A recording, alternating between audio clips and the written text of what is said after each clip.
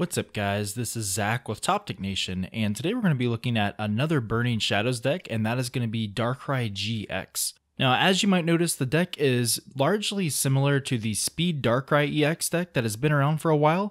At one point, it was probably one of the best decks, if not the best deck in the format, but of course, with the release of Guardians Rising, everything kind of shifted.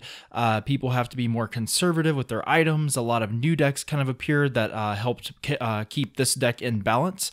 But that said, I think Darkrai GX will add a new element to the deck, as well as a few other cards from the Burning Shadows set. So I just want to walk you through the strategy, and if you want to check the deck in action, we actually had a live deck battle posted yesterday where I did some post commentary as well. So it was Darkrai GX against Golisopod GX, and that Golisopod deck was also posted earlier this week. So we're going to be posting a lot of Burning Shadows coverage over the next coming weeks, so be sure to check it out. And yeah, we'll go ahead and jump into this. So the main strategy of the deck here is using Darkrai's Dark Pulse attack. It does 20 damage and then 20 more for each Dark Energy on your side of the board. So for example, if we had 7 Dark Energy, that's going to be 140 damage plus 20 more for 160. Now, if we equipped a Choice Band to Darkrai, it's going to be 190. So that's pretty much enough to knock out most of your big Pokemon GX and EXs. So as you can see, it's really easy to get energy on the board between attaching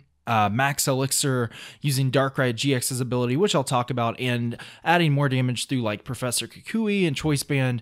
Within the first few turns of the game, you're pretty much beginning to one-shot pretty much anything on your opponent's board. So it's a really fast and aggressive deck.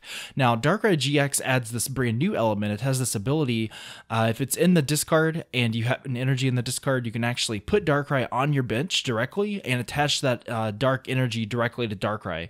So really cool if you want to get energy in a pinch, just to add that extra damage. And it's also not a bad secondary attacker. For 3 energy, it's doing 130.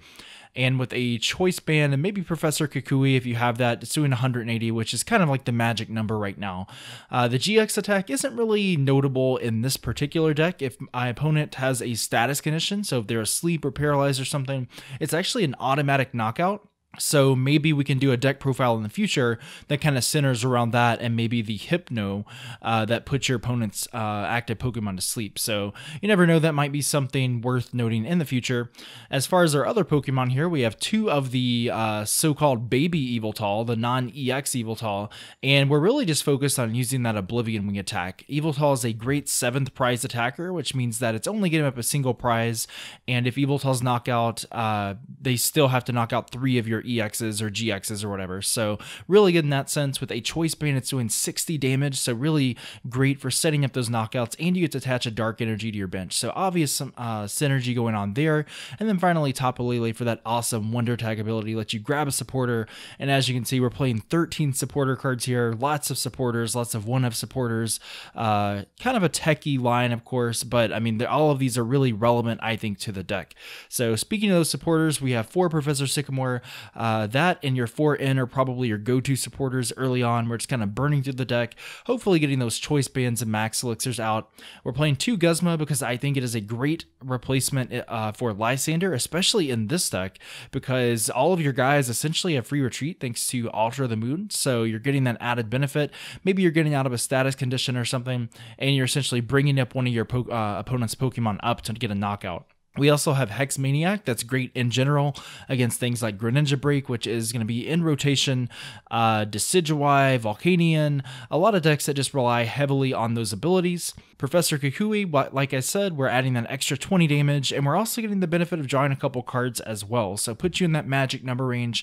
And then finally, Pokemon Fan Club. Now, Pokemon Fan Club, you can pull off this little combo where maybe you Fan Club and you have the Ultra Ball in your hand, so that way you can get the ability Darkrai in the discard and get it activated. You know, I would say this is probably the one card that's somewhat optional in the deck. You know, maybe you want something like a Rescue Scarf if you're afraid that your Pokemon are going to get discarded, or you're not that conservative with resources or something. So, or maybe you even want like a 3rd Darkrai GX, because I could definitely see that just to be really aggressive. So probably the one card in the deck that I think is negotiable. Now, as far as the stadium, like I said, we're playing 4 Altar of the Moon. It's just an amazing stadium in this deck because it gives all of your guys free retreat as long as they have a dark energy on it. And because we're playing 4 stadiums, even if my opponent uses Fill Blower, knocks off a couple, eventually we're going to win that stadium war and always have it out. So really good there. And as far as our item cards here, you can see here that we're not really playing any like one-ofs or anything like that. It's a really thick item count line, really consistent line here. We have Ultra Ball. We have our Max Elixirs to get our energy. We have our Choice Band. We have our Experience Share.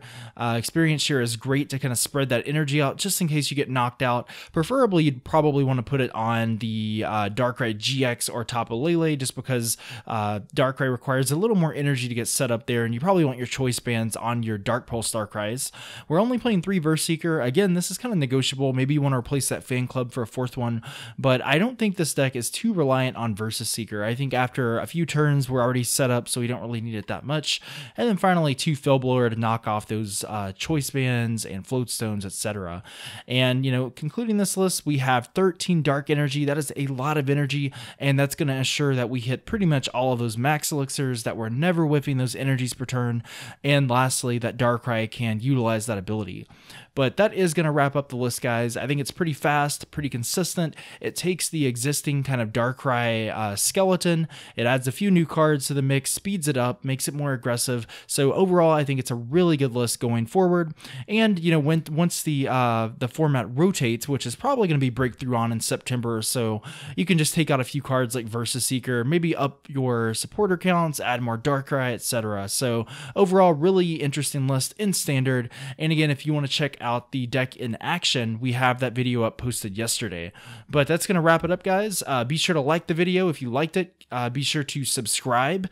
We're slowly growing here. We have over 2,100 subscribers, and hopefully by the end of the summer, my goal has been kind of set to about 2,500 or so. So if you could support me, that would be awesome.